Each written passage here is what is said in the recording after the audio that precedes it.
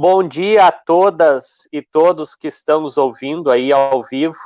Mais uma live que a gente vai discutir temas importantes nesse momento difícil para a humanidade, para nós em Porto Alegre, principalmente de pandemia. Hoje a gente tem a satisfação de estar aqui conversando com a nossa colega, professora da rede municipal, que é doutora também em educação, tem várias publicações na área, e ela é presidenta atualmente do Conselho Municipal de Educação. Conselho Municipal de Educação, um órgão importantíssimo, né, que trata não só da educação pública, mas também da educação privada do município, enfim, vários âmbitos, várias modalidades. A professora Isabel, ela atua na rede municipal como professora do Jean Piaget, né? Isabel? Isso. Na EJA do Jean Piaget. Na EJA do Jean Piaget, e também já foi diretora da nossa Associação dos Trabalhadores de Educação do município de Porto Alegre, a ATEMPA.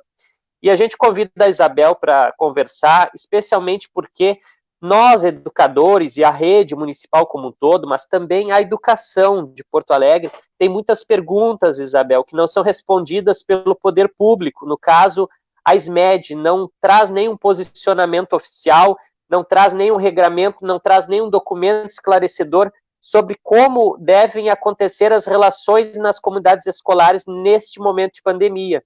Então, a gente tem percebido muitas iniciativas de escolas, iniciativas isoladas, não são iniciativas da rede municipal de ensino como um todo, são iniciativas de professores, de grupos de professores, buscando fazer atividades EAD, fazer atividades remotas, tem chamado também isso, alguns chamam EAD, outros chamam de atividade remota, outros chamam de atividade que não é obrigatória, enfim, tem muitas atividades sendo postadas em blogs, páginas do Facebook, mas a gente sabe que ainda não tem nenhum documento da SMED. A gente queria te ouvir sobre o que o Conselho Nacional de Educação tem pensado, se produziu ou não produziu algum documento, o que tem nesse documento, se produziu. Vocês do Conselho Municipal, os professores da rede municipal, que são quase 4.000, eles precisam de uma luz, digamos assim, né, no fim do túnel, porque por enquanto a SMED só nos apresenta o túnel e a gente não vê a perspectiva do que vai acontecer.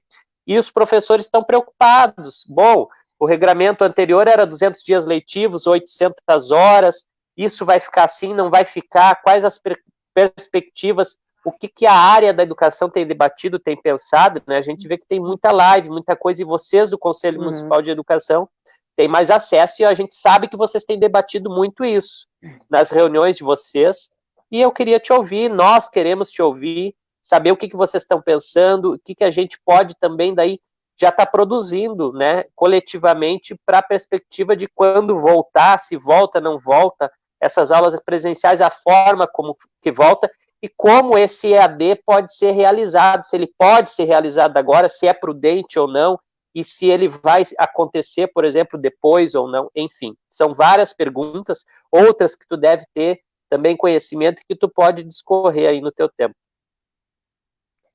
Bem-vinda. Bom dia, Jonas, obrigada pela oportunidade. Eu acho que é muito importante nós criarmos espaços de diálogo, né? Eu acho que a primeira questão que a gente tem que refletir, assim, é que nós não estamos com qualquer crise, né? Tem gente que remete a gripe A e tudo isso. Nós estamos numa situação muito diferente, muito mais grave, né?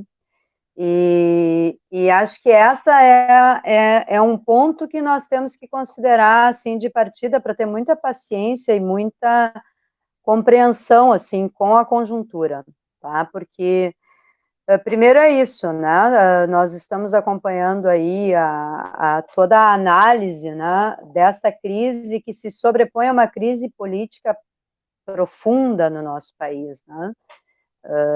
Enfim, a gente já desde o início do ano, com toda uma situação de muita dificuldade, no sentido de realmente ter uma direção, né, de ter e isso em todos os campos, não só na educação.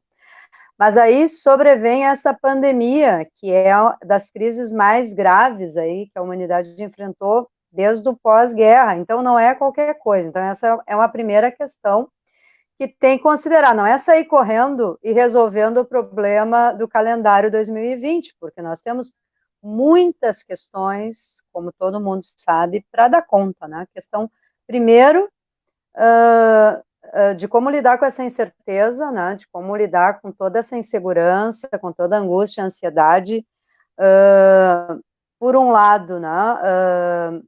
Uma narrativa forte da área da saúde, da área técnica, dizendo que é grave a situação, que nós temos que praticar o distanciamento, que nós temos que cuidar da saúde e da vida em primeiro lugar, e por outro lado, nós sabemos um outro discurso, relativizando tudo isso, enfim, né, inclusive discursos aí, da área de uma parcela mais fundamentalista da sociedade, que coloca, não, isso aí, enfim, né. Então, acho que esse é o primeiro passo. Então, é compreensível que não exista uma alternativa assim tirada imediatamente em função dessa situação, né? E que é uma situação que todo mundo tem uma certa razão, independente de como é que se coloca a situação, né? A gente entende, por exemplo, a questão da economia, da produção da vida, enfim, né? De tudo isso que também, claro, né, se coloca. Então, assim, o que acontece, né? Como todos nós sabemos, nós já enfrentamos uma situação de desigualdade muito grande, né, na sociedade brasileira, e isso afeta e sempre afetou a educação, né? Então, não é de hoje que o direito à educação ele tem se ampliado e se consolidado, né, a duras penas, não tem sido fácil. Então, nós tivemos aí, então vou colocar algumas questões que a gente tem discutido mesmo, né? Em primeiro, também pegou o Conselho Municipal de surpresa e nós levamos um tempo para nos reorganizar nas nossas atividades. Como é que tu segue, né, enfim, com o debate das normatizações e tudo isso, e consegue reunir conselheiros, e todos os conselheiros do Conselho, eles têm lá o seu trabalho, que é um trabalho de dedicação e militância, que é semanal, num turno, né? Então, com toda essa pandemia, o que aconteceu? As pessoas também se desorganizaram, né? Então, o que a gente teve? Num primeiro momento, os conselhos estaduais, tá? O Fórum dos Conselhos Estaduais se apressaram a emitir uma normativa que, na avaliação de muitos, ela não tem lastro, porque não existia nenhuma manifestação. Nós temos a LDB, né? E quem normatiza e quem define, né, as diretrizes é a esfera federal, a esfera nacional. Nós não podemos, em cada sistema, muito embora nós tenhamos sistemas, os sistemas normatizam a legislação nacional. Então, a gente não pode dizer, bem, no nosso caso aqui, nós temos que sempre considerar. Então, e isso muito motivado por uma demanda, né, das escolas privadas, que com toda a razão queriam saber como é que iam proceder, porque tem os professores para dar conta, né, que são professores que estão ali, que têm o seu trabalho, enfim, a sua remuneração, o seu salário. Então, como é que fica? Tem as mensalidades dos estudantes, que é isso, né, que em grande parte mantém muitas das escolas. E aí, é claro, o setor privado tensionou de alguma maneira para que saíssem normativas. E aí, bem, parece que está tudo resolvido. Vamos fazer, então, atividades não presenciais, porque é importante dizer que EAD, Educação à Distância, é uma modalidade educacional e ela tem regramento. Eu sou professora, fui professora de EAD, por exemplo. Quem já fez qualquer curso em EAD sabe que isso não é uma coisa assim fácil, que brota, né, de um momento para o outro, né? Então, se a gente for ver, um professor de EAD passa por formação, né, que tu tem que fazer atividades amigáveis, tu tem que saber como é que tu contata, como é que tu evita um grande percentual de evasão, que é de 40% em geral nos cursos de EAD. Então, nós não estamos fazendo EAD na educação básica e muito menos na educação infantil. EAD é uma modalidade, né, que tem um regramento, que tem que ter plataforma, que tem que ter uma formação inicial na plataforma, que tem que, enfim, ter também encontros presenciais em polo. Né? Então, não é EAD, então essa é uma primeira questão que a gente tem que colocar. E em segundo, aí nós temos que ver, né, que um conselho estadual e municipal, ele só vai poder se pronunciar, fazer uma normativa em cima de uma legislação nacional. Então, o que, que nós temos agora? Nós tivemos no dia 1º de abril, quem está acompanhando, a medida provisória 934, que traz o quê? A medida 934 diz, bom, é uma excepcionalidade, né, disse o óbvio, que todos nós sabemos, é um ano excepcional, é algo que nós não conhecíamos, que nós não tínhamos como enfrentar, é uma pandemia, vai, enfim, interferir em todo o território nacional, né, e aí ela dispensou essa medida provisória a obrigatoriedade do cumprimento dos dias letivos, mas mantém as 800 horas. Então, isso é bem importante a gente ir colocando nos nossos apontamentos. Então, a medida permite flexibilização do número de dias letivos, mas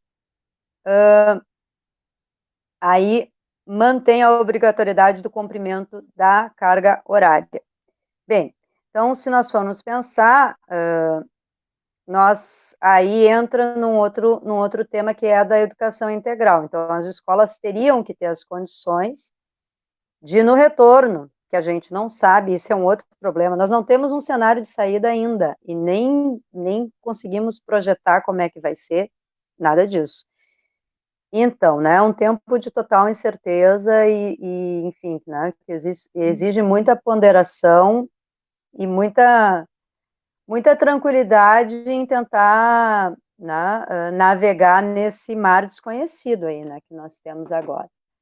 Então, nós temos essa medida e nós temos o parecer 5 de 2020 do Conselho Nacional, que foi após o pronunciamento de muitos conselhos estaduais. Então, os conselhos estaduais se pronunciaram antes da medida provisória e antes do parecer do CNE. Nesse sentido, tudo que não está na legislação anterior está irregular, na nossa interpretação, que não é, na nossa interpretação que eu digo, Undime, UNCME, né, e FAMURS, essas entidades têm se reunido e têm atentado, né, para andar com muita precaução nesse novo terreno aí, tá?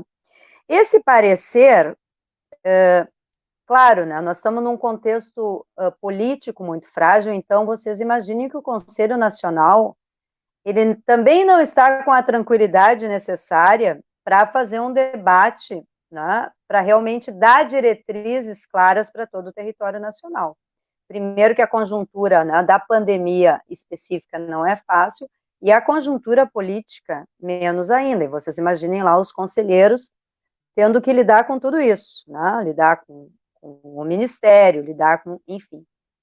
Até porque as normativas do Conselho Nacional, elas passam pelo MEC, né, para homologação e tudo isso, é diferente, né, do caso do Conselho Municipal e do Conselho Estadual.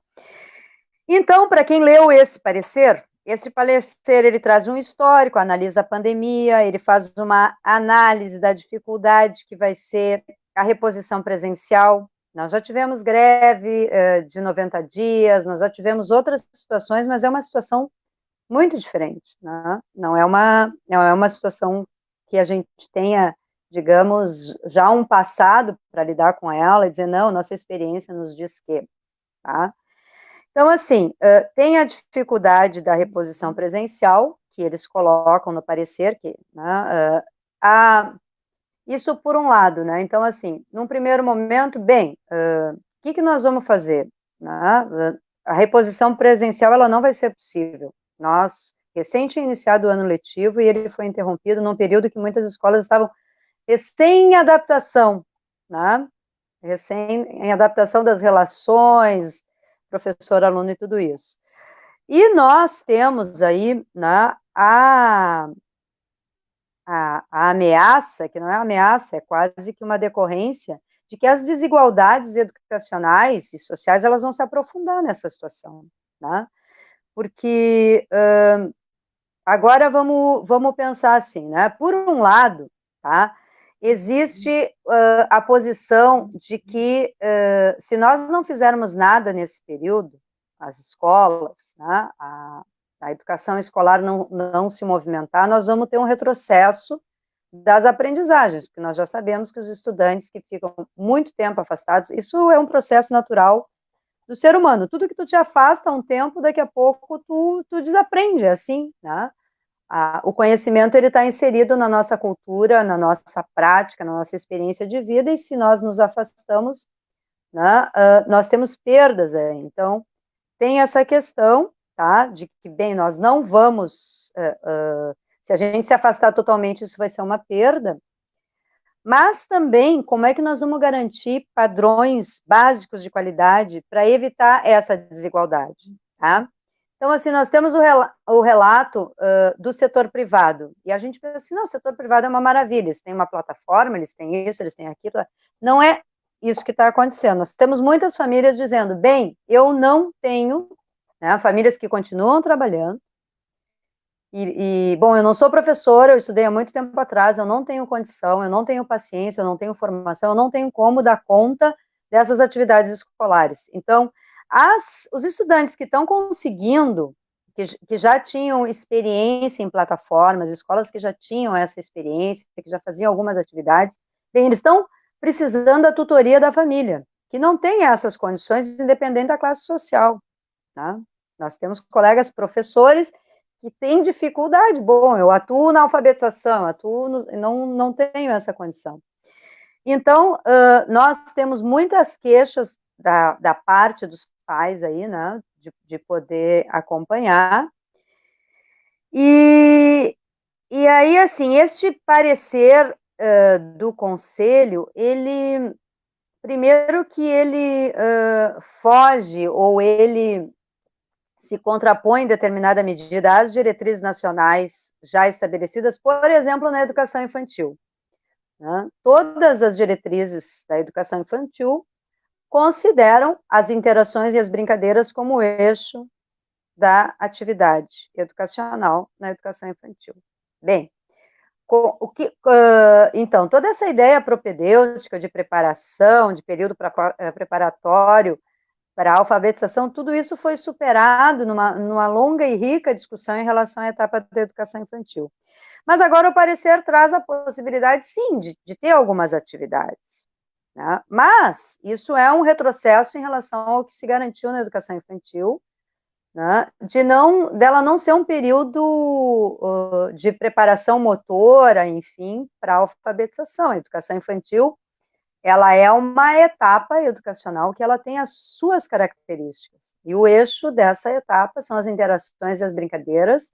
E nesse sentido, né, o que tu vai considerar atividade escolar? Se uma criança está almoçando com a sua família, isso é uma atividade escolar? Se é na escola, é uma atividade escolar importante, né? As educadoras, a professora, o pessoal de apoio, né, vai estar interagindo, vai estar dizendo, vai estar, enfim, né, conversando. Vai ser uma atividade em que sim, né? Então, como é que tu vai mandar para casa uma atividade para os bebês, por exemplo, a faixa de 0 a 3? Né? Como é que tu vai garantir a interação com seus pares em casa? Então, assim, na concepção, né, de toda a discussão que está sendo feita da educação infantil, existe uma crítica a essa possibilidade de se validar dias letivos, enfim, atividades letivas e tudo isso na educação infantil pelas suas características, né? Mas aí, assim, terminada a educação infantil, né, concluída esta etapa, os anos iniciais, a criança deixa de ser criança? Não deixa de ser criança. Então, também é um desafio muito grande, né, nós pensarmos em atividades não presenciais nos primeiros anos, né? Enfim, então, o que se coloca? A crítica que está sendo feita a esse parecer é que ele é um parecer de sugestão, e não era essa a expectativa era um parecer de orientação e de diretrizes, tá? Então, o Conselho tem feito, né? Nós temos nos reunido, lido todo esse material, tá? para que a gente possa fazer um pronunciamento razoável, consistente e que vá ao encontro, né, aí desta ideia do direito à educação. Então, uma iniciativa nossa, tá? E assim, até aqui vou relativizar essa questão da SMED não ter dado orientações. A secretaria, óbvio que poderia, né, a gente poderia aqui fazer a crítica, a falta de diálogo, a falta de uma conversa maior, de uma aproximação, mas a orientação da UNCME e da Undime é que não se fizesse nenhuma proposição antes de uma discussão profunda e cuidadosa em cada sistema. Então, a grande maioria das secretarias de educação não emitiu norma e não, enfim, tá? E aí nós entramos numa outra questão, né, de garantir o direito e garantir a equidade. Nós temos pesquisas em nível nacional e em Porto Alegre não deve ser diferente, de que o acesso à internet, à rede de computadores banda larga, está em torno de 40%, que internet 60% da população tem, mas computador em casa e internet banda larga, porque não se trata aqui de mandar mensagem para o WhatsApp, nem de copiar coisas do Facebook, né? Se nós formos realmente pensar em atividades não presenciais, nós vamos ter que pensar um outro cenário, em que realmente se tenha um meio, né, e de se atingir, nós não podemos ter o pressuposto de atingir 40% ou 60% dos alunos das escolas, né? Nós temos que... o que é um dia letivo, né? O que é uma atividade letiva? É uma atividade que tu oferta para todos. Então, se... vamos pensar lá na escola, né? A gente está lá aberto para todos os matriculados, todos podem vir à escola. Claro que nós vamos ter falta, nós vamos ter infrequência, nós vamos ter problemas, nós vamos ter toda a questão da busca, né, da FICAI e todo esse movimento. Como é que a gente transporta isso para a atividade não presencial? Qual é o controle que se vai ter? Mas eles dizem, não, mas pelo menos nós estamos atingindo uma parcela. Claro, a gente vai fazer um esforço, né, para manter o vínculo. Mas, e aqui eu coloco uma reflexão, dá para considerar uma atividade letiva, que é, né, que garante o direito de todos, quando a gente já tem de saída a certeza e a informação de que 60% vão acessar, ou de que 40% vão acessar. E aí, como é que se garante, por exemplo, a orientação para a realização dessas atividades, né?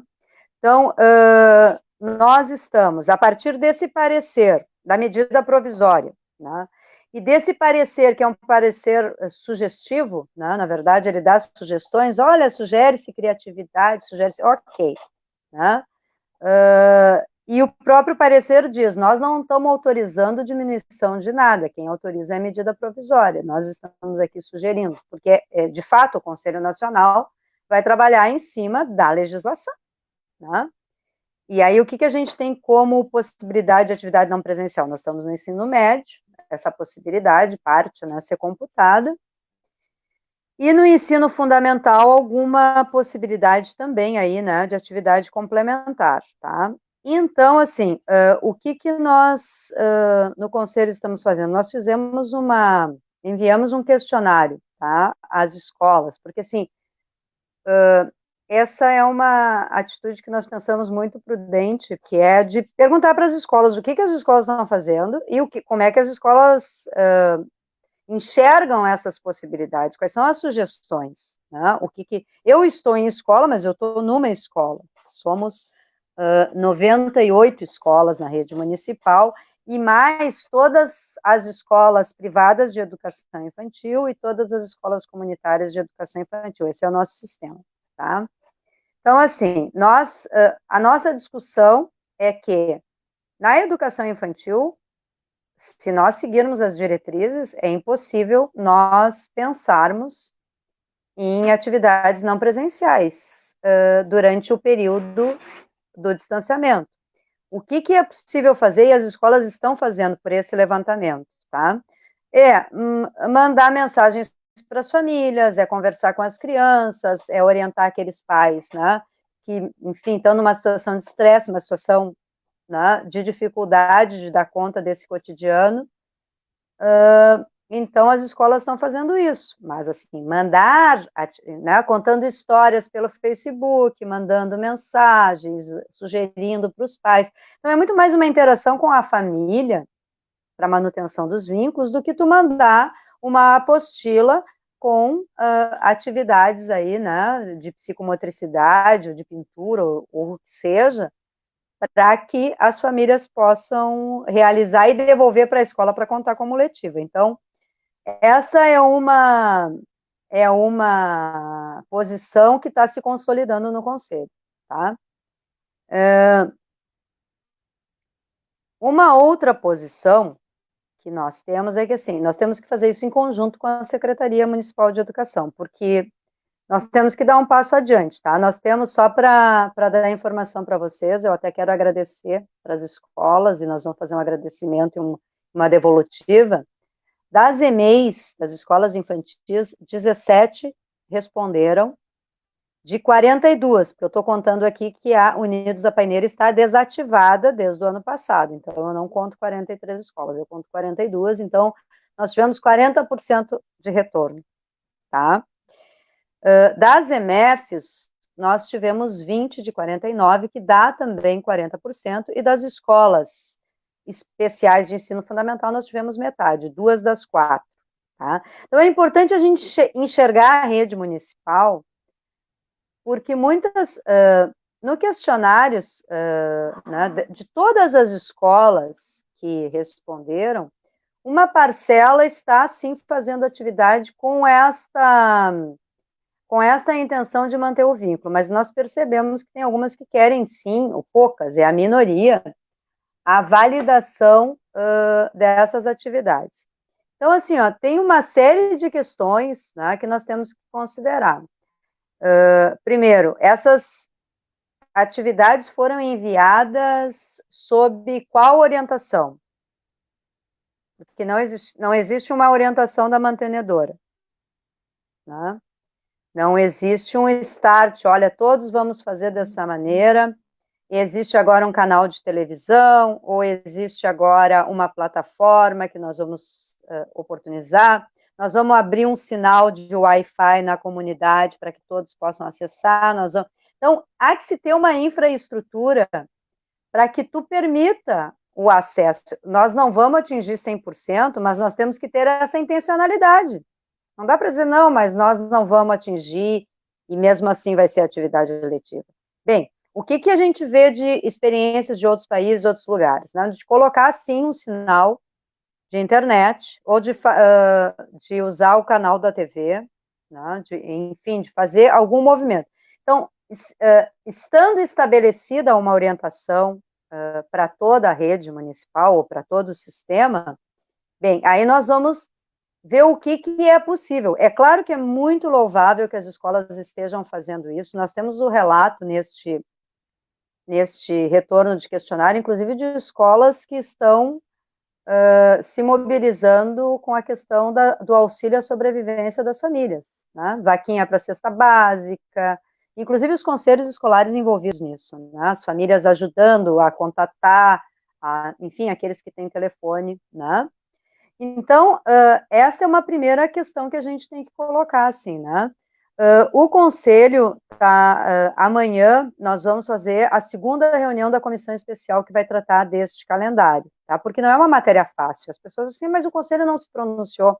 Bem, nós temos que reunir um conjunto de 22 conselheiros, nós temos que deliberar a partir desse plenário, nós temos que discutir, né? Assim como nós temos, por exemplo, a posição, né, da ATEMPA, eu sou representante da ATEMPA, que algumas escolas, e não a totalidade, né, uma minoria, que acha que tem que validar as atividades feitas, existe a CPM Federação dizendo, gente, eu sou mãe, eu estou percebendo que isso não é possível. Nós temos o Sinep contando toda a dificuldade que é sustentar essas atividades, mesmo no setor privado, com melhores condições de infraestrutura. Também a gente não pode pensar assim, não, todas as escolas privadas são escolas de super qualidade e tal, e todas as escolas públicas são muito ruins. Não, nós temos que pensar que tem escolas privadas que têm uma grande infraestrutura e que têm famílias, né, de um nível socioeconômico aí bem confortável, que conseguem ajudar os filhos, inclusive alguns contratando tutoria e tudo isso que a gente sabe, mas nós temos escolas privadas bem simples, né, que tem um atendimento a uma comunidade de pouco recurso também. E nós temos escolas municipais aí que são escolas, né, com uma boa condição de infraestrutura e tudo isso, mas que atendem comunidades, a grande maioria, né, em situação de vulnerabilidade. E, inclusive, se a gente for ver os laboratórios de informática, da grande maioria das escolas está sucateado, a grande maioria das escolas, inclusive digamos, a experiência do alunado com computador, com atividades em computador, ela é bastante reduzida. Poucos professores se animam a fazer isso com as condições que nós temos nos laboratórios de informática das escolas, né? Então, Jonas, para te dar assim um panorama, tá? É uma situação bastante difícil. Nós vamos ter um pronunciamento aí que menos de um mês nós não vamos conseguir elaborar, tá? E nós vamos ter muita precaução no sentido, assim, de fazer algo que realmente garanta direito, né? Porque eu acho que essa é a questão principal, assim. É um ano que vai estar perdido, que nós vamos ter prejuízo, não adianta as pessoas acharem, não, nós vamos seguir tranquilos, nós vamos recuperar isso aí, nós vamos recuperar essa carga horária, e vamos dar jeito, e janeiro, fevereiro vai estar todo mundo de férias, desfrutando normalmente. Nós sabemos que o mundo vai ser outro, né? Então, nós temos duas preocupações nesse momento, tá? Como que nós vamos lidar com o período da pandemia, né? O que se vai ser possível ou não validar. As que estão sendo feitas no momento, nós não vamos validar, porque não tem nenhuma orientação sobre isso, né? Então, tu imagina, nós temos algumas escolas fazendo por uma parcela dos estudantes, algumas não têm nem controle, sem retorno, outras já fazendo, sabendo que são atividades lúdicas para manutenção só dos vínculos, e outras que não estão fazendo. Então, como é que o Conselho vai estabelecer uma diferenciação entre as escolas? Dizer, não, algumas que se adiantaram e fizeram e saíram fazendo vão ser validadas e outras não. Bom, talvez, por exemplo, uma escola que não fez nada, se tivesse orientação, certamente estaria fazendo.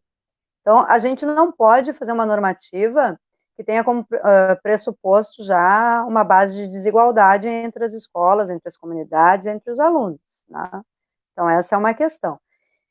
E nós vamos seguir conversando, né, sobre isso com as comunidades, e, claro, nós estamos aí no diálogo, nós temos 3 representantes do Executivo Municipal, 2 desses representantes, tá, estão na comissão especial, e o nosso desejo é poder fazer uma interlocução, né, porque vocês imaginem, isso tem que acontecer, o Conselho não pode dizer, não, a SMED vai agora disponibilizar uma plataforma, a SMED vai ter que ver o que é possível disponibilizar, se vai ser possível, né? Isso aí implica em custo, implica em, enfim, uma logística toda que a gente sabe que é deficiente, já em tempos normais, vamos dizer, já temos muitas dificuldades, né? Imaginem vocês, imaginemos nós sabemos, né, como é que isso vai se comportar num momento de muita limitação que nós estamos vivendo, né? Então, Jonas, é assim, para te dar uma primeira notícia, esse é o panorama, sim, tá? Então, assim, Isabel, o que a gente, te ouvindo assim atentamente, tem vários colegas da rede ouvindo aqui, né, colocaram alguns comentários, o Alexandre Machado, que é professor da Escola Pessoa de Bruna Restinga, diz que realmente não é correto validar, mas que é preciso avançar na possibilidade de construir um pacto de reorganização de um calendário diferenciado, letivo e civil para esse ano de 2020. O Glauco está aqui também, que é conselheiro, está nos assistindo, a professora Joana comentou aqui, que também é professora lá do Chapéu do Sol, a Vládia, também foi diretora da Tempa. Enfim, todos os professores estão preocupados, mas eu acho que assim, uma coisa muito importante que tu falou, que eu acho que nós temos que debater nas comunidades escolares, é como garantir o direito à educação para todos, a questão da igualdade. Porque qual o problema que nós percebemos? Muitas vezes a gente reflete sobre a posição que a gente está. Eu, professor Jonas, eu uso computador há 20 anos, então eu sei operar um computador, eu sei mexer no mouse, eu tenho computador. Agora, tu pensa um pai, uma mãe de família da periferia que não teve nem acesso à educação formal, que não sabe ler e escrever ou que sabe muito pouco dos rudimentos da escola, digamos assim, obrigatória, educação básica. Como que a gente vai contar que esse pai e essa mãe seja tutor de uma criança, por exemplo, de 7 anos de idade, que está no ciclo inicial de alfabetização? Quando a gente for buscar validação de atividades dessa forma. Aí eu acho que é importante a gente usar a palavra quer dizer, dessa pessoa que vai amparar, mas vai amparar numa atividade complementar. Hoje a gente não pode chamar essas atividades de complementares, pode me corrigir se eu estiver errado, eu estou compreendendo dessa forma. Elas não são complementares porque elas não estão complementando nada, não tem nada principal sendo realizado na escola. Eu acho que a gente só pode pensar atividade complementar quando estiver fazendo aula presencial, digamos, o aluno vai de manhã na escola, bom, leva uma atividade para casa, de tarde ele vai acessar ou uma plataforma universal que o município comprou, contratou, ou um programa, um canal de televisão, como algumas redes estão fazendo, ou até mesmo o clássico tema que a gente chama, né? Vai acessar e vai fazer. Aí eu posso chamar de atividade complementar. Hoje eu não posso chamar dessa forma. Eu também considero, como tu, salutar que as pessoas façam uma interação da comunidade escolar, até porque as pessoas estão numa pressão social e também estão sem informação, principalmente sobre a pandemia. Não é porque dá na televisão, no telejornal, o índice das mortes, a curva, que as pessoas sabem realmente como se comportar e o que fazer para combater o avanço da pandemia. Por exemplo, eu te digo, lá na região da Restinga, a gente tem visto muita gente ainda circulando nas ruas, muita gente sem o conhecimento, sem ter acessado ainda o conhecimento do que é a pandemia.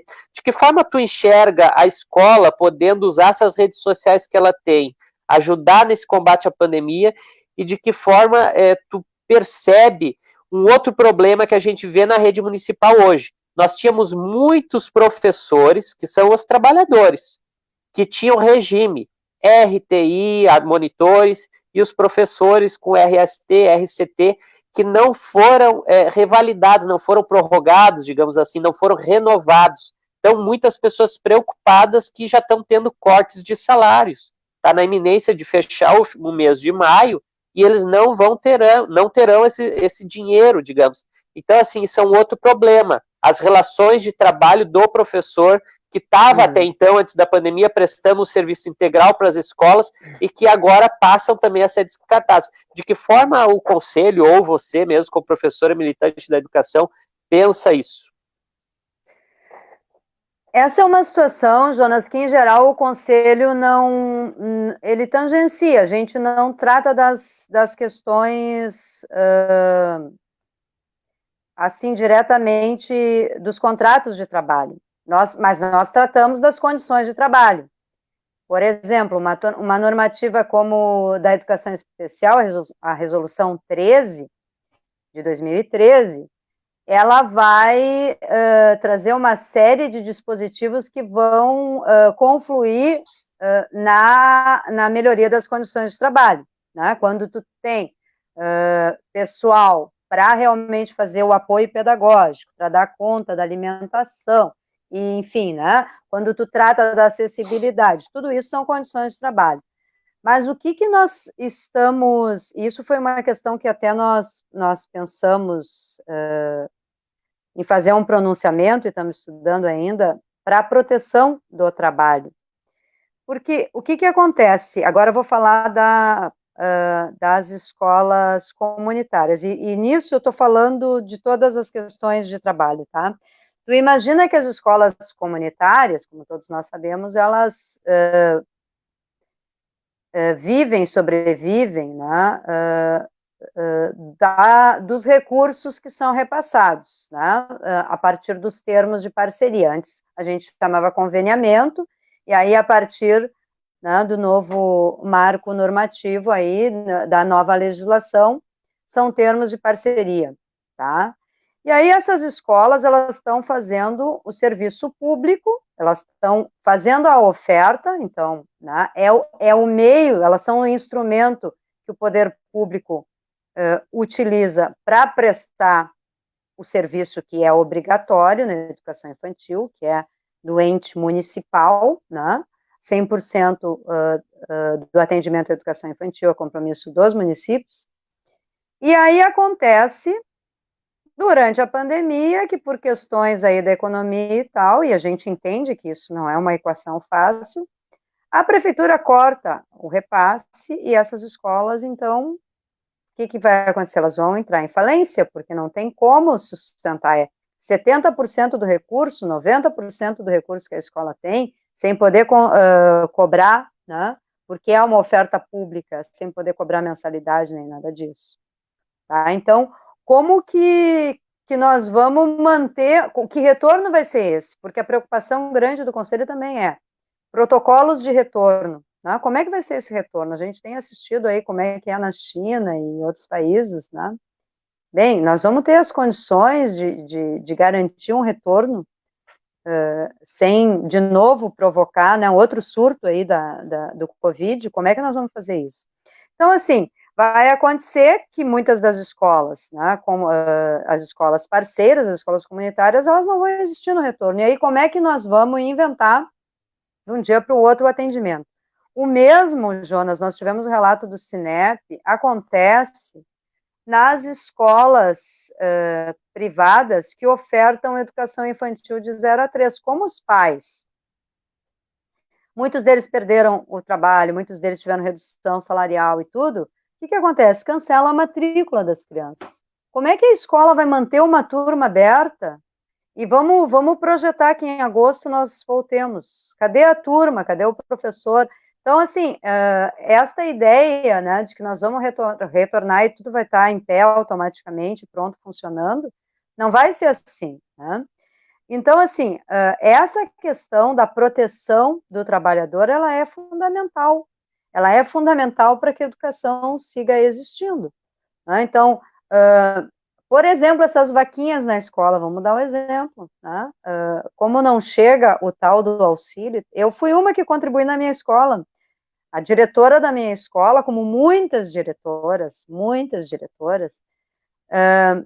enfim, superando todo esse preconceito de que a escola não tem que fazer assistencialismo e tal, mas pensando, bem, nós temos que ajudar, e a fome, ela tem pressa, ela é urgente, ela é, enfim, ela é uma necessidade imediata das pessoas, nós vamos sim tentar dividir o que nós temos, né?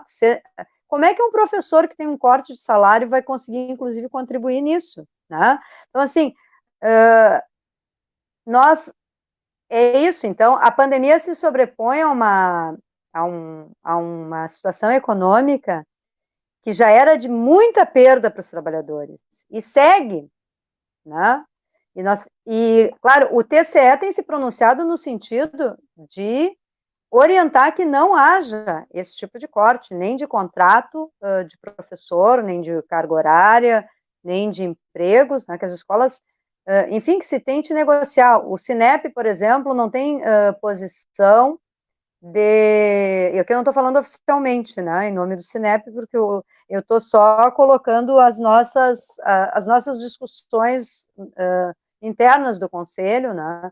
O Cinep não é por fazer digamos, um desconto geral, porque tem pais que seguiram recebendo e podem pagar a mensalidade e manter a escola.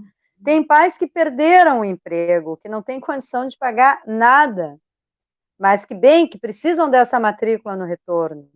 Tem uns que tiveram redução de salário. Então, assim, nós vamos ter que aprender a fazer um outro tipo de de lógica, né? E o que nós estamos vendo? Que esse sistema baseado só no mercado e na economia, ele se esgota, ele é frágil e se desfaz com qualquer problema. Imagina com um problema desse tamanho, né?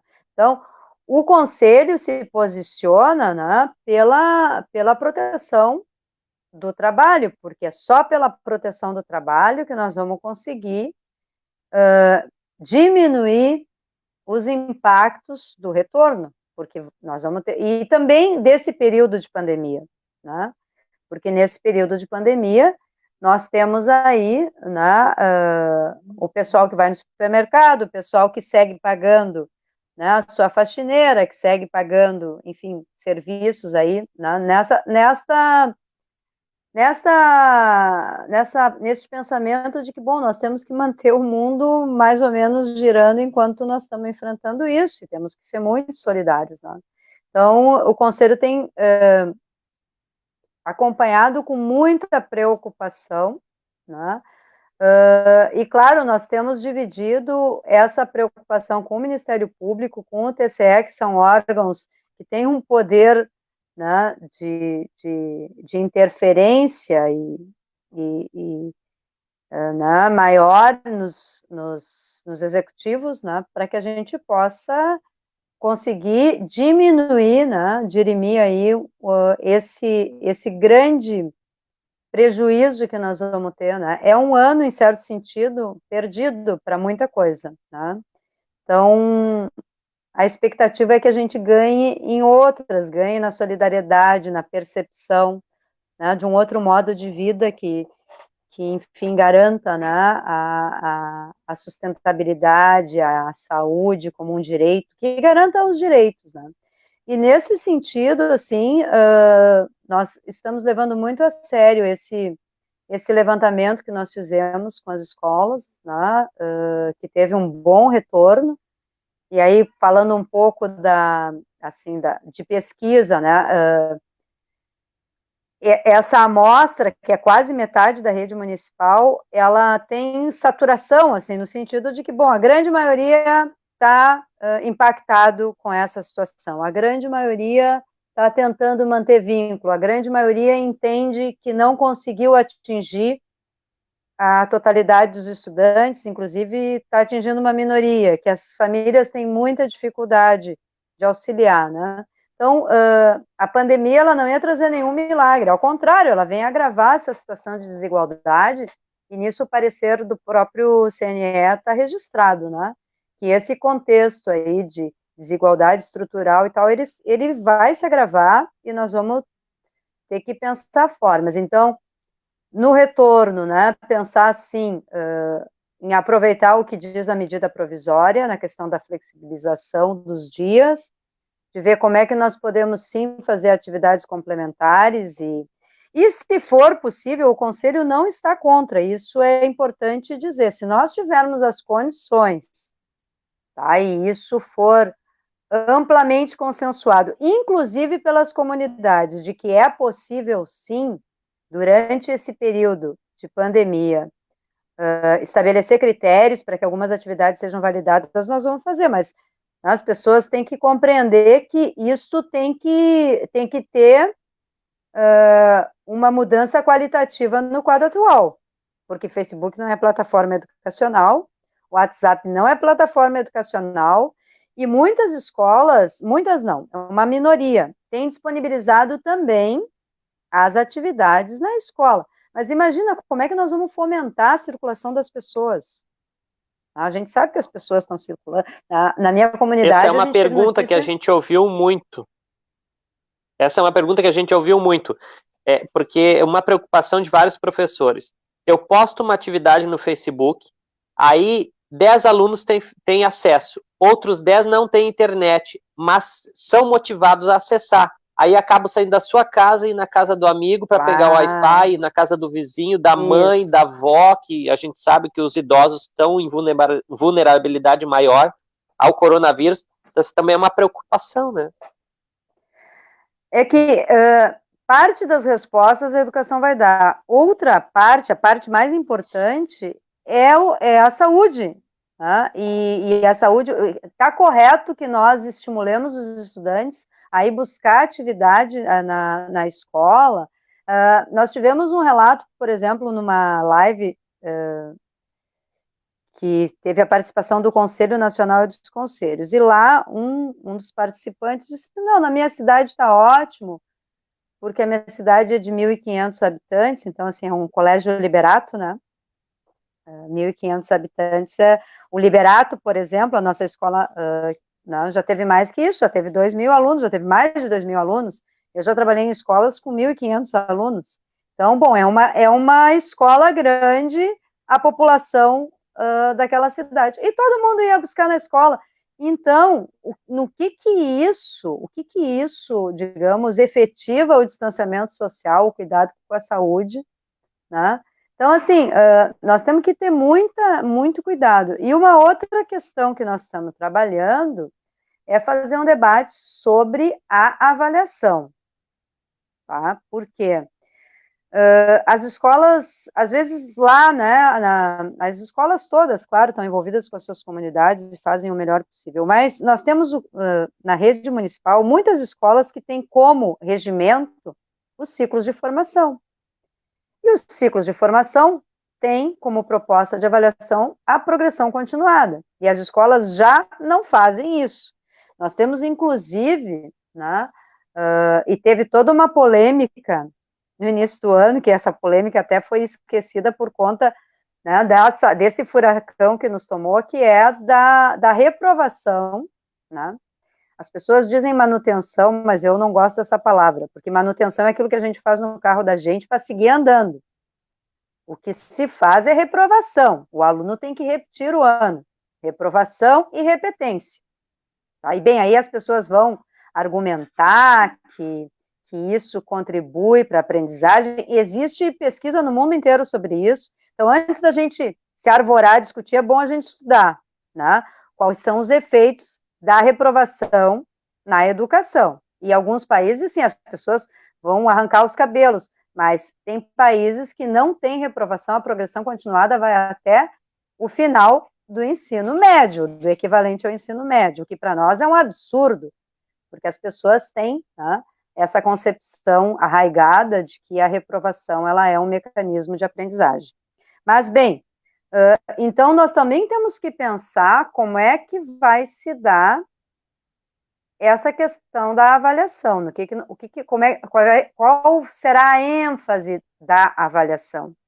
Porque a avaliação, ela é a avaliação institucional, ela é a avaliação da aprendizagem, ela é a avaliação do trabalho pedagógico, ela não pode ser só, né, a avaliação sobre o desempenho do estudante. Isso é uma concepção bastante restrita de avaliação.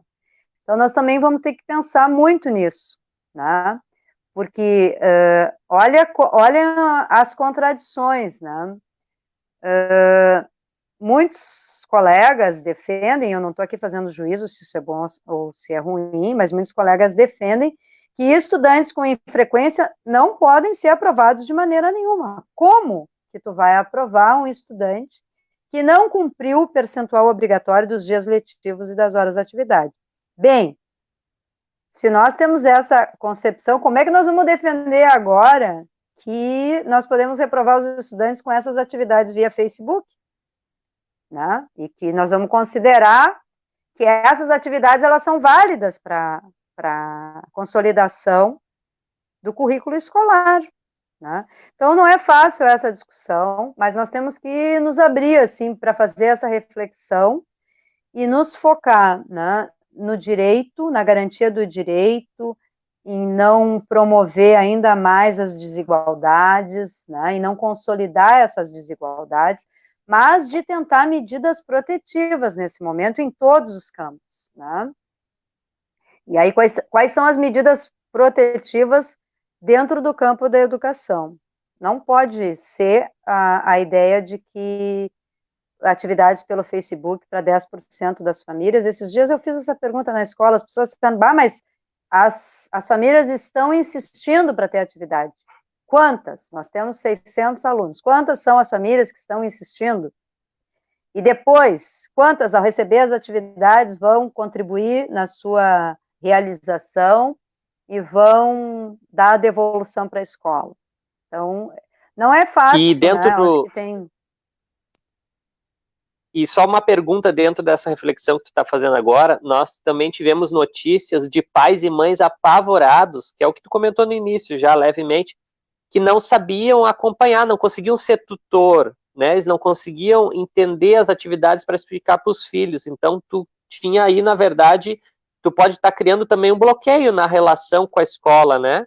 Daqui a pouco o aluno insiste, não consegue realizar aquela atividade, não consegue, porque não tem um canal oficial de relação com o professor, porque o professor está disponível, ele quer explicar, ele quer falar, só que não existe a ferramenta, não existe a tecnologia acessível para aquela comunidade escolar. E aí tu cria um problema na relação docente-discente, a gente também tem refletido sobre isso. É que também nós temos que pensar assim, nós defendemos o papel do professor na educação, né? E eu defendo muito, né, a presença do professor. O professor é insubstituível nessa relação.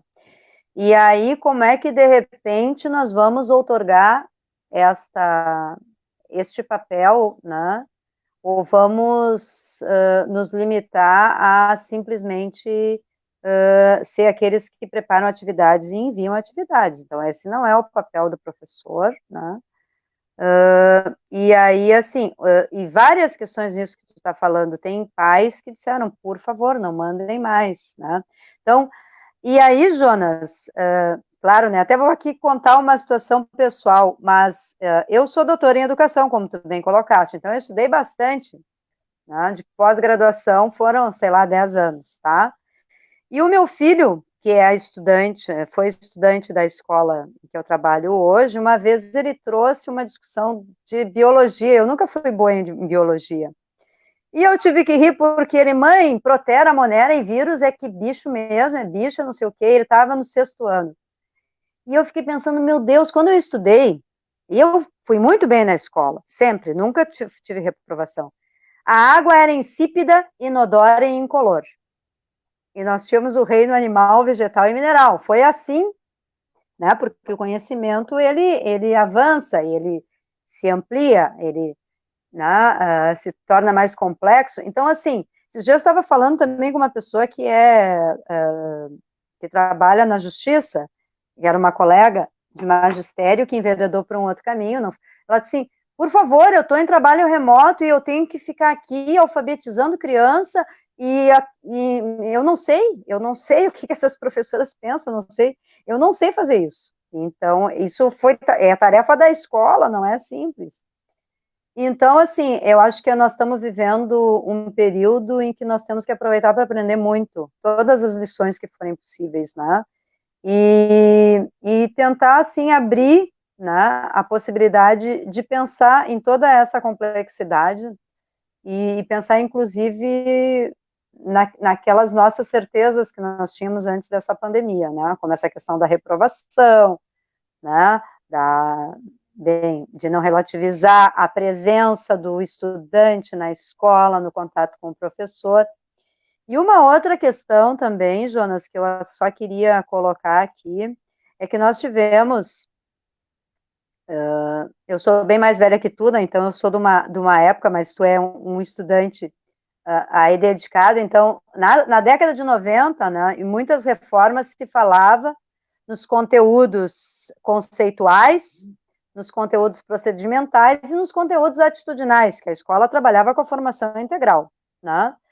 E então, a gente viu em toda essa discussão aí da escola sem partido e até da própria BNCC, uma redução, né, para que a escola enfatize os conteúdos conceituais e os conteúdos procedimentais, as habilidades, então, competências e habilidades, esses conhecimentos. Mas nós, mais do que nunca, vamos ter que, na retomada, pensar os conteúdos atitudinais, né?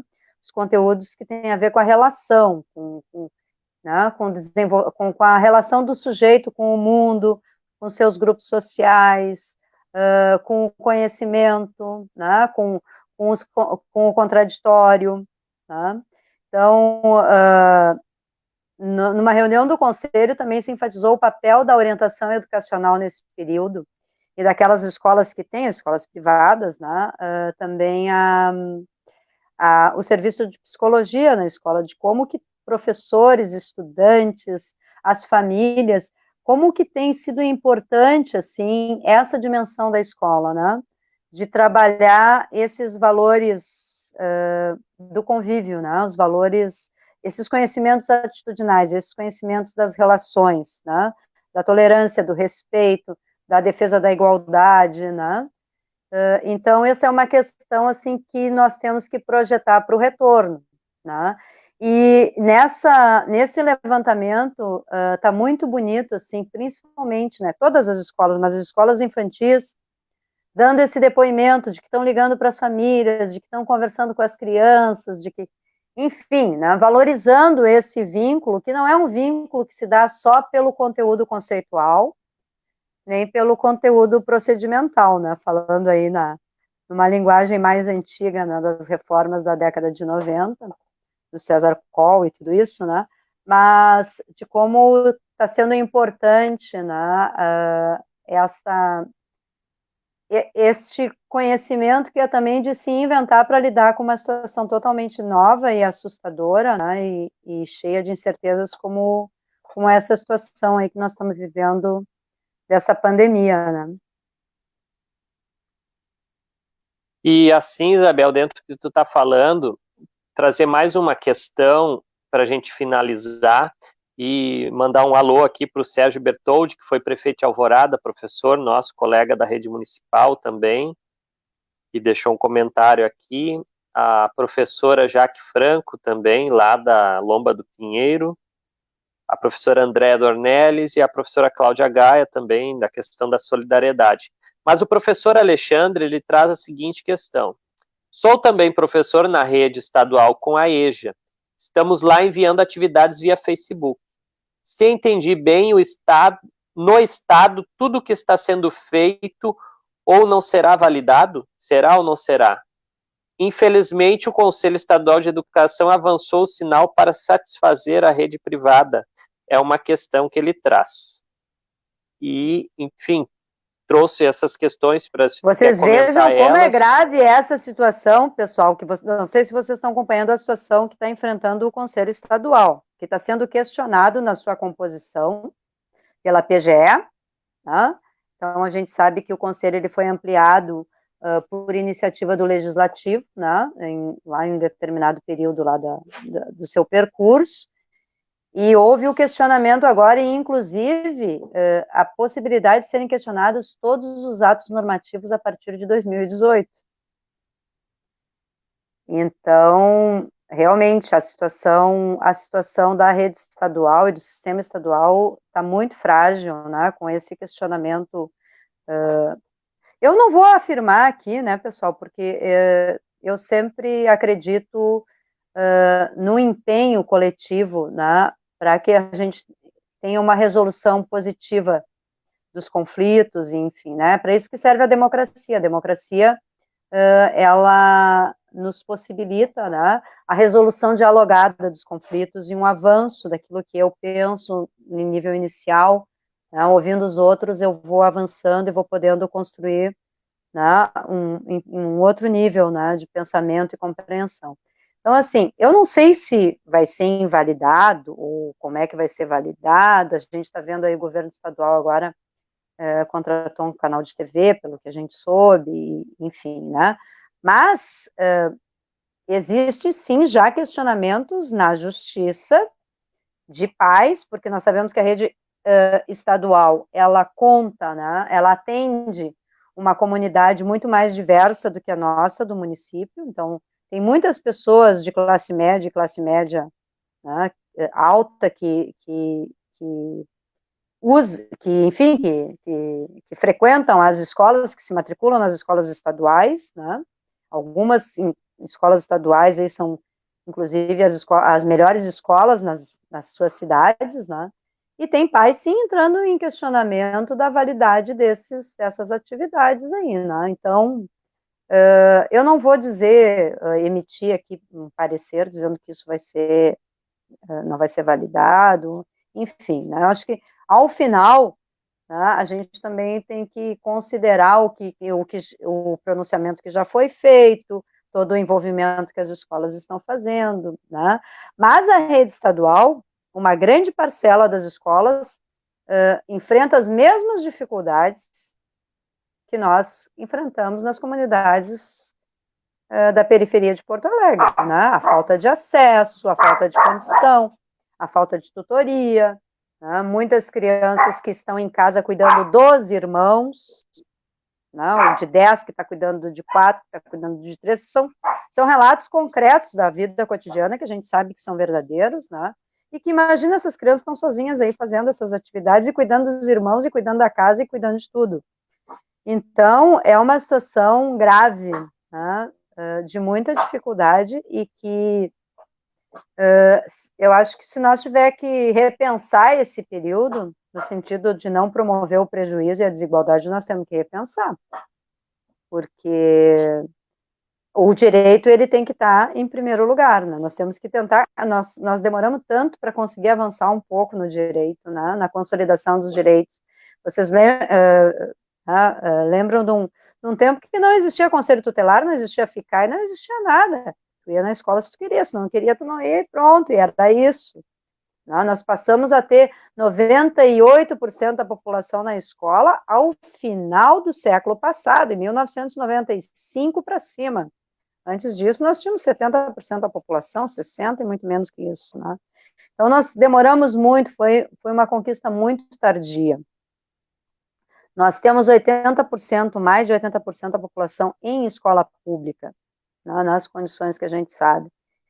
E boa parcela das escolas privadas também atendem comunidades que têm dificuldade econômica, né? Que, enfim, se não estão numa situação igual de vulnerabilidade, também tem as suas dificuldades. Aquele pai que faz aquele esforço, aquela mãe, para manter o filho na escola privada, mas que trabalha e tem pouca escolaridade, que nesse sentido tem dificuldade de acompanhar, né? de fazer com que... E assim, nós, como tu disseste, Jonas, para nós, assim, bom, ter um computador, 2, 3, né? Na minha casa eu tenho, agora eu tive que fazer os meus computadores aqui, enfim, ressurgirem, porque estavam todos desatualizados e tudo isso, mas bem, meu filho tem um computador, eu tenho um computador, nós temos tablet, nós temos... Mas tem gente que mesmo sendo de classe média alta, não tem computador em casa, porque não precisa disso, não utiliza, é tudo no celular, né? Então, as pessoas não escrevem texto, não precisa de internet, banda larga. Então, tem pessoas que estão fazendo, né? Uma colega esse dia me relatou, eu estou com o laptop do meu trabalho, e é tudo trancado, eu não posso acessar os sites que mandam aqui para o meu filho fazer. Então, não vou fazer determinadas atividades, já mandei dizer que não vou fazer. E então, pessoal, essa atitude de escuta, o Conselho tentou fazer uma pequena experiência nesse sentido, né? Mandar esse questionário com 14 perguntas, nós tivemos um bom retorno, né? Não chegou à metade, mas tivemos um bom retorno. Da mesma forma, a escola tem que ser sensível para isso, né? Escutar essas famílias e, bom, como é que as pessoas estão se virando com mais esta tarefa, que é lidar com as atividades escolares, né? Se por um lado isso é muito positivo, porque mantém o vínculo, por outro é uma sobrecarga para a família, e às vezes mais um ponto de angústia e tensão, como tu bem colocaste, né? Porque se eu sei que a escola está enviando, mas eu não tenho acesso, como é que eu vou fazer isso, né? E assim, Isabel, a professora Ângela também manda um bom dia para nós aqui, que eu tinha me esquecido de mencionar. A professora Silvia Moura, lá da Escola Monte Cristo, também manda aqui dizendo: fique em casa, o principal agora é ficar em casa. Mas a professora Andréia, dentro dessa tua linha reflexiva aqui, última, ela diz o seguinte: o professor é insubstituível realmente. Com 2 filhos em casa, sou monitora da rede municipal, tenho dificuldade em auxiliar meus filhos nos deveres escolares, não por ignorância nos conteúdos, mas por não saber como fazer entender quando apresentam dificuldade em algum conteúdo específico. Aí fala aqui da questão da técnica de ensino, a didática, né? Muito maçante para eles e para nós que temos que lidar com o fato de estarmos isolados, de certa forma presos dentro de casa e ainda tendo que seguir com as atividades em casa via Google, sala de aula, enfim, complicado. E aí te deixo a fala para tu fazer a tua reflexão final para a gente poder encerrar. Nós, só colocando aqui de dado, tivemos um alcance de mais de 800 pessoas foram alcançadas, muitas interações, comentários, né, compartilhamentos. Foi muito importante, está sendo importante essa nossa reflexão. Bom, Jonas, eu queria agradecer, então, nessa intervenção final, a oportunidade de fazer uma saudação para os meus queridos colegas. O Sérgio Bertoldi, ele foi meu colega de trabalho da primeira turma de totalidade final da EJA, né? Foi uma grande equipe, eu tenho muita saudade daquele tempo. Então, muito aprendi com esses colegas, né, com o convívio aí. Foi a primeira turma, o primeiro grupo de professores que trabalhou com as totalidades finais na rede depois do CEMET, Paulo Freire, né, que tinha lá um grupo no CEMET, e aí quando começou a se expandir, nós fomos a primeira equipe. E o que eu queria deixar de reflexão, assim, para as pessoas realmente pensarem muito, assim, nessas questões que nós estamos colocando, tentar aprender com essa situação, né? E, assim, o Conselho Municipal, nós vamos tentar fazer o melhor possível, tá? Mas o melhor possível nem sempre vai agradar a todos, né? As pessoas, isso é uma questão, assim, importante. O que é um Conselho Municipal? Eu já fui diretora da Tempa por 3 gestões, né? Então, eu sou uma defensora da nossa carreira, do nosso salário, da nossa valorização, mas no Conselho, nós temos que mediar uma série de questões e principalmente ter como fundamento a defesa, né, da qualidade da educação e do direito de todos. Então, eu não posso lá fazer uma defesa corporativa, nem lá fazer uma defesa a partir do ponto de vista dos professores, né, muito embora eu vá fazer isso também, né, mas nós vamos ter que mediar aí, e isso não vai ser difícil, porque por esse retorno, a grande maioria dos colegas sabe muito bem onde trabalha, com quem trabalha, sabe todas as dificuldades dessas comunidades, e está bastante preocupado, né, com a segurança e a saúde das pessoas, mas assim, o Conselho está né, sensível a essas questões, a essa tentativa, né, de chegar perto das escolas. Quem ainda quiser mandar o seu questionário, não mandou, pode mandar, que nós estamos recebendo aí, tá? E vamos levar em conta na nossa manifestação todas essas questões que estão sendo ditas e toda essa avaliação, né? E é isso, né, pessoal? Isso assim, é uma grande lição, é um grande desafio para nós todos num país que nem o nosso, com tanta desigualdade, né, num contexto de perda de direitos, de perda dos direitos trabalhistas, enfim, né, com risco. Ainda bem que o SUS não se foi totalmente antes, né, da pandemia. Vocês imaginem que muito mais grave que seria tudo isso, né, sem um sistema de saúde e sem o sistema público de educação também, né, e a gente vê a importância da política pública, né, da política social.